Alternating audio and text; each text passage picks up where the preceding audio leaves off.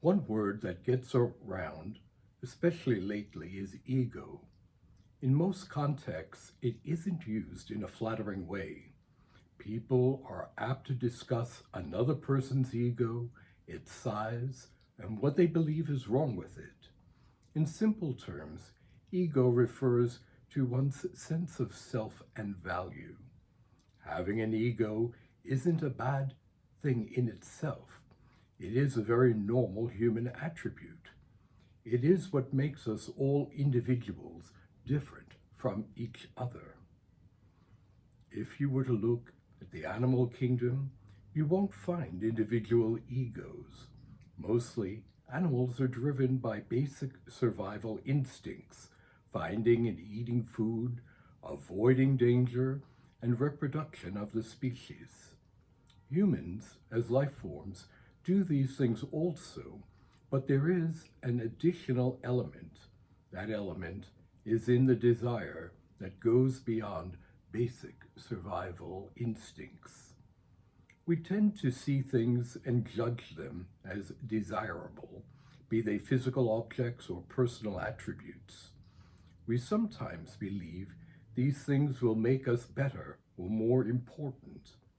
Everywhere we go, we are bombarded by advertising that tells us how much we need to have these things and that their products will have us achieve this importance or perfection. Now, certainly, I mean in no way to suggest that working on ourselves is a bad thing. That is the goal of an Orthodox Christian life. But often enough, with this desire to improve ourselves also comes the judgment of being better than the next.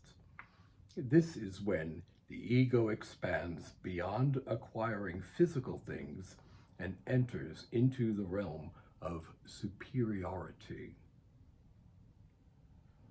Often enough, you might encounter an individual of this type. In actuality, this sort is likely really having self doubts while trying often too hard to portray the very opposite. These are those who never give credit to the people or sources they learned information from. They would have you to believe that this is coming from their own better selves. It is a need for self importance or the adulation of others. And of course, if they can convince you that this is of their own brilliance, then they are naturally better than the rest. From there, a whole host of things can go wrong. To be humble is to offer what you have without thoughts of power, superiority, or the need for personal acclaim and attention. We all have our individual talents or gifts to offer. When we share these things, everyone is enriched. But the need to claim what is truly not yours is to be overinflated. At the other end of the spectrum are those who are the fact checkers. At times, this may be necessary when an individual is going too far with their claims, but that doesn't always justify the fact checker either. Many times I have seen an individual sharing just a simple story while the fact checker blatantly holds up their cell phone, listening with one ear while consulting the internet or AI for accuracy. This sort of in your face behavior is not only rude, but it also says, you don't know what you're talking about, but I have the access to the truth.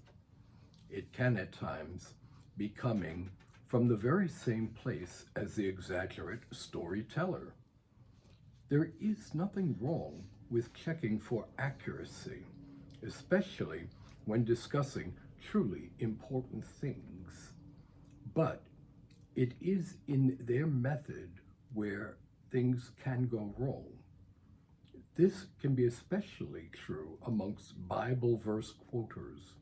A verse taken out of context can be manipulated to support many different things. A truly humble person has no ego in needing to win or be better than. They speak their truth and leave it at that. For them, it is knowing what they know without the need to argue or stand on their head trying to convince anyone of anything. If someone listens and learns something from their experience, that is all that matters. Raising one's voice, interrupting, speaking over another, or going off topic is where the judgments come in. A humble person has no need for these things. That doesn't mean that they don't make pronouncements either.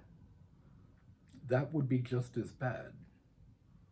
If someone doesn't understand, a more detailed explanation might be necessary, but it is never talking down at someone. True humility is self-aware and self-confident. It is offering what you have already learned or experienced. If someone listens and learns, that is great. And if they don't, they might have to learn the hard way through their own experience. And that is okay also with a truly humble person. True humility has no need to convince or prove itself. There is no need for personal acclaim or benefit. And there will always be those who question the humble person for what gives them the right to speak as they do. They want to know and judge the sources, what schools were attended, or what diplomas they have. Really, holding a diploma only means you have taken prescribed classes. It doesn't guarantee intelligence. It guarantees the potential for intelligence. Real life and real experience are worth far more. A humble person knows this. I had an uncle who was a person that had no higher education, but he was a mathematical whiz. And this was long before calculators or courses in modern math. You could give him any set of numbers, and just as quickly, he'd give you a correct answer. Once he explained to me how he understood these things. It was better than any classroom lesson. He simply and confidently understood what others thought was complex. With such a talent, he was always humble about it. He didn't need to prove anything to anyone.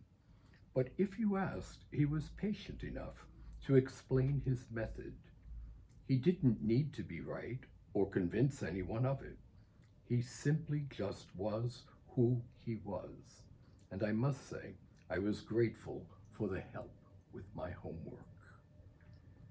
Let me also remind you of the Lord's parable of the Pharisee and the publican, or his parable about the wedding feast, where we are told to take the lowest seat, not being presumptuous, but wait to be called higher. For whosoever exalteth himself shall be abased, and he that humbleth himself shall be exalted. No one ever really enjoys being around a windbag or a braggart. A humble person will always be honored in the presence of the truly wise. The rest does not matter. And when your elder speaks, listen to them. Age is more often experience than it is foolish. A wise and humble person always knows the difference.